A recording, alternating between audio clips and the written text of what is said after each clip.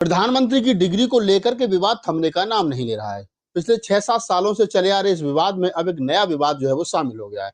प्रधानमंत्री की डिग्री को दिल्ली यूनिवर्सिटी ने दिखाने से इनकार किया तो उधर दिल्ली हाई कोर्ट ने कहीं ना कहीं मोहर लगा दी है कि दिल्ली यूनिवर्सिटी बाध्य नहीं है प्रधानमंत्री की डिग्री को दिखाने के लिए। मेरे साथ प्रोफेसर रतन लाल हैं, जानने की और समझने की कोशिश करेंगे, क्योंकि इसी दिल्ली यूनिवर्सिटी में प्रोफेसर रतन लाल साहब भी पढ़ाते हैं, जिस दिल्ली यूनिवर्सिटी में ग्रेजुएशन की डिग्री को लेकर के, प्रधानमंत्री की डिग्री को लेकर के विवाद है। सर, स्वागत है। शुक्रिया। 6-7 सालों से लगातार विवाद चला रहा है प्रधानमंत्री नरेंद्र दामोदर दास जी की डिग्री को लेकर के कि जो बीए की डिग्री है वो असली है या नकली है। दिल्ली हाई कोर्ट का फैसला कैसे देखते हैं? देखिए, बहुत दिन पहले एक फिल्म आई थी, उसका नाम था राजा बाबू। तो मोदी जी राजा नहीं हो, राजा बाबू भी है। जैसे उसमें गोविंदा कभी इंस्पेक्टर बनता है, कभी वकील बनता है, कभी कुछ डॉक्टर बनता है। तो मोदी जी जहां भी जाते हैं देश दुनिया में, कहीं टोपी लगाते हैं, कहीं ये ड्रेस बदलते हैं, कहीं 10 लाख का सूट पहनते हैं, कहीं ड्रम बजाते हैं। जैसे नेहरू जी बच्चों को बहुत प्यार करते थे, उसी तरह जाके बच्चों का ऐसे गाल पकड़ते हैं। विदेश में जाते हैं, डांस भी करते हैं वहां पे। तो ये राजा नहीं, राजा बाबू है।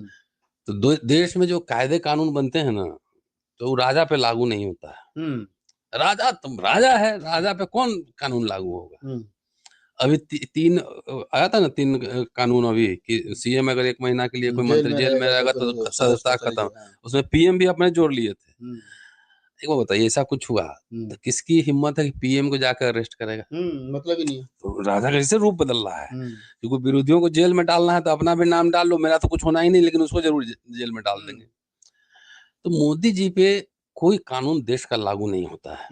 अब एक बात बताओ, वोट चोरी का चल रहा है मामला, इलेक्शन कमीशन कैसे बिहेव कर रहा है ना? कर रहा है ना? लग रहा है भाजपा कार्यालय बन चुका है। हेट स्पीच, हम तो छोटी मोटी कोई बात कह देंगे तो गिरफ्तार हो जाएंगे। हेट स्पीच इलेक्शन में देखा ना, मुसलमानों पर कैसा बोल रहे हैं, क्या क्या बोल रहे हैं। कोई कार्रवाई नहीं, कोई कार्रवाई हुई? जो कार्रवाई हुई चुनाव आयोग पर, कोई कार्रवाई नहीं। तो चुनाव आयोग भी उनके सामने कुछ नहीं है। तो बाकी संस्थाओं की क्या औकात है? राजा बाबू है, जो मर्जी है करेंगे, चाहे वो कितने करोड़ का जो है जहाज में चलेंगे, कितने करोड़ की गाड़ी में चलेंगे, कौन उनको कुछ कह सकता है? एक तरफ बीजेपी आरएसएस के, लेकिन अब आ रहा हूं, कुछ नैतिकता का भी सवाल होता है। मैं वही आ रहा था। मैं टीचर हूँ, पढ़ाता हूँ, कहीं जाऊंगा तो मैं लिखूंगा कि ये किताब मैंने लिखा, ये किताब लिखा, ये किताब लिखा है। तो बैग में मेरी किताबें होंगी ना, पूछेगा तो दिखाऊंगा ना, नहीं तो अमेजन पे अवेलेबल है ना, अमेजन का लिंक शेयर कर दूंगा, ये किताब देखिए। आप जब एफिडेविट डालते हैं तो शपथ पत्र होता है ना? आप इनकम प्रॉपर्टी कितना है, गोल्ड कितने हैं, इनकम टैक्स कैसे देते हैं, क्योंकि एक चुनाव में लड़ा हूं तो मुझे आइडिया है नॉमिनेशन फॉर्म कैसे भरते हैं। तो अगर भारत के संविधान में प्रोफेसर केटी साहब ने संविधान सभा में सवाल उठाया था कि वोटिंग के लिए कुछ क्राइटेरिया होने चाहिए ना। पहले तो होता था संपत्ति का होना चाहिए, इनकम टैक्स पे ही होना चाहिए, इतना पढ़ा लिखा होना चाहिए। तो बाबा साहब ने इसका विरोध किया था शुरू से ही, मैं कई बार बोल चुका हूँ। उन्होंने कहा कि व्यक्ति में इतनी बौद्धिक क्षमता तो होती है कि अपनी समस्याओं को पहचान ले, इसलिए पागल को छोड़कर सबको मताधिकार मिलना चाहिए, है ना? सब लोग इलेक्शन लड़ना चाहिए।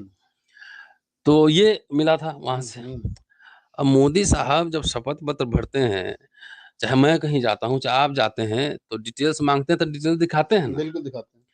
तो अनफॉर्चुनेट है ये कि मोदी साहब खुद ही भरे ना।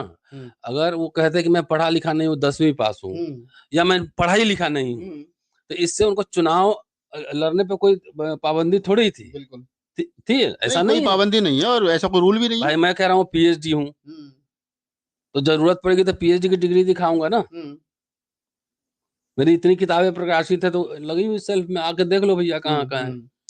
तो अगर वो लिख देते कि मैं अनपढ़ भी हूँ, अच्छा 4वीं पढ़ा हूँ, तो कोई समस्या नहीं है।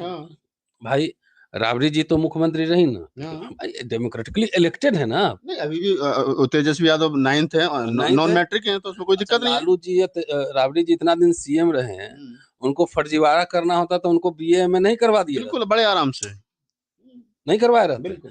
लेकिन ऑनेस्टली ईमानदारी से बोले कि नहीं कराया उन्होंने, और बेटा 9th है तो 9th है, और इससे ये कोई ये थोड़ी है कि इससे कोई आप पे बंदिश आ गई, नहीं है।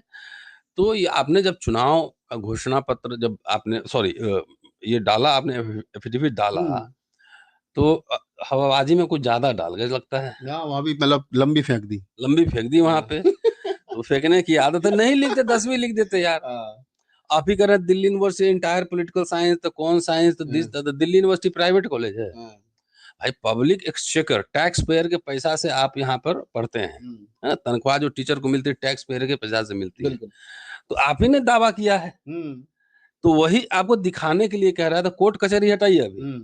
देश का, दुनिया का सबसे बड़ी लोकशाही और वहां का प्राइम मिनिस्टर कह रहा है हम डिग्री नहीं दिखाएंगे, तो फिर CA/NRC में कागज कैसे दिखाएंगे? ये बड़ा मजे का सवाल हो गया कि CA/NRC में कागज मांगे जा रहे थे 100 साल पुराने, और अपने 20 साल अभी इलेक्शन कमीशन ने जो सुप्रीम कोर्ट में जो हुआ फजियत, अभी आपने देखा होगा बिहार में जो SIR चल रहा है, तो आप तो दूसरे से कागज मांग रहे हो, लेकिन हम नहीं दिखाएंगे, ठीक। और नहीं दिखाएंगे यार, देश दुनिया की सबसे बड़ी लोकशाही का PM ये कहे कि हम नहीं दिखाएंगे, और उसमें इलेक्शन कमीशन भी मौन हो जाए, हाई कोर्ट से उसमें मुहर लग जाए, तो कानून ये सब छोड़ भी दीजिए, तब भी ये नैतिकता का सवाल है ना। इतने बड़े पद पे जाने के बाद में आदमी को इतनी नैतिकता तो होनी चाहिए कि मैं इतने बड़े पद पे हूँ तो मुझे दिखाना चाहिए, एकदम। तो नैतिकता का सवाल है, और उसमें भी नहीं, हाई कोर्ट से मुहर लगना, इसका मतलब सुप्रीम कोर्ट जाएगा, वहां भी मुहर लग होना है। भाई इंदिरा जी तो गिरफ्तार हुई ना, जेल में भी गई, घोषणा की इमरजेंसी, तो घोषणा करके की, हटा भी लिया, चुनाव भी लड़ी, हार भी गई। तो ये जो तानाशाह बने हुए तानाशाह, इतना प्रचंड बहुमत है तो SIR क्यों, आप बैलेट पेपर से चुनाव करा लो ना। बिल्कुल। तो ये जो पूरा मसला है, अपने आप देश की जनता अपने आप फजियत हो रहा है, सारे इंस्टीट्यूशन के कार्यशैली सवालों के घेरे में है। बिहार में अभी यात्रा चल रही ना, अब देखिएगा वहीं से आगाज हो जाएगा। वोट चोरी का आरोप लग रहा है, सब कुछ रिगिंग का आरोप है, कोर्ट में कई पिटीशन पड़े हुए हैं, है ना, कि भाई 79 लोकसभा सीट और कितने हैं आंकड़े पर सब रिपोर्ट छपा हुआ है। राहुल गांधी जी मुर्दा लोगों के साथ खाना खा रहे हैं, ये सब हो रहा है, और डंका पीटा जा रहा है, हम विश्व गुरु हैं, दुनिया की सबसे बड़ी लोकशाही है, दुनिया में लोग मजाक उड़ाते होंगे, हंसता होगा, ट्रम्प उधर से हड़का रहा है, डांट रहा है, और यहाँ से आवाज नहीं निकल रही। इंदिरा गांधी तो हड़का के बोले नो बिजनेस आउट अमेरिका, अब पाकिस्तान तोड़ के बांग्लादेश बना दी, सिक्किम को अपने में मिला लिया, बिल्कुल चाइना के विरोध के बावजूद सिक्किम अपने में मिला लिया। तो कह के किया ना, किसी के दबाव में नहीं, यहाँ तो है बॉयज कम हियर, जैसे डॉन सब नहीं कहता आपने, अच्छा टीचर कहता है, वैसे कह रहा है अमेरिका। मुनीर से वहां अमेरिका में मिल रहा है, इनकी अकबक बंद है, 56 इंची तो सारा जब देखो झूठ और बेईमानी पे सब जब बनाओगे ना, तो ताश के पत्तों का महल एक दिन गिरना ही है। हमने आज एक पोस्ट लिखा ना, आज एक इलेक्शन था हमारे यहाँ, और ऐतिहासिक है कि 99% वोटिंग हुई है हमारे यहाँ स्टाफ एसोसिएशन का। मैं 28 साल की नौकरी में मैं कभी भी स्टाफ एसोसिएशन के किसी पद पे नहीं रहा, ना इलेक्शन लड़ा।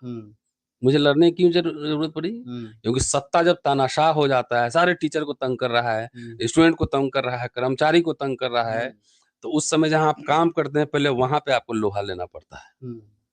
तो मेरे खिलाफ सारे एलिगेशन लगे, षड्यंत्र हुए, इवन ज्ञान वापी का वो केस जो है ना, वो भी व्हाट्सएप ग्रुप में शेयर किया गया कि देखिए ये है, मतलब राष्ट्रीय लोकसभा ज्यादा कठिन चुनाव था हैं? लोकसभा ज्यादा कठिन, आप बिलीव कीजिए, लोकसभा में शायद वो शेयर ना किया जाए ज्ञान वापी वाला। लोकसभा में तो हवा में चुनाव होता है, यहाँ तो 150 लोग का चुनाव था, और 150 में 147-48 लोग आए। सोचो, कई तरह का प्रेशर है, टीचर को डराया जा रहा है, धमकाया जा रहा है, फोन किया जा रहा है कि रतन लाल को हरवाओ, इनकी टीम को हरवाओ। उसके बावजूद ही आपकी पूरी टीम जो है जीत गई, और आप प्रेसिडेंट ऐसे नहीं, हवा में उड़ा दिया पूरा, हवा में। वो जो रिजल्ट आया है वो एंटी इनकम्बेंसी नहीं, वो विद्रोह है इनके अत्याचार के खिलाफ।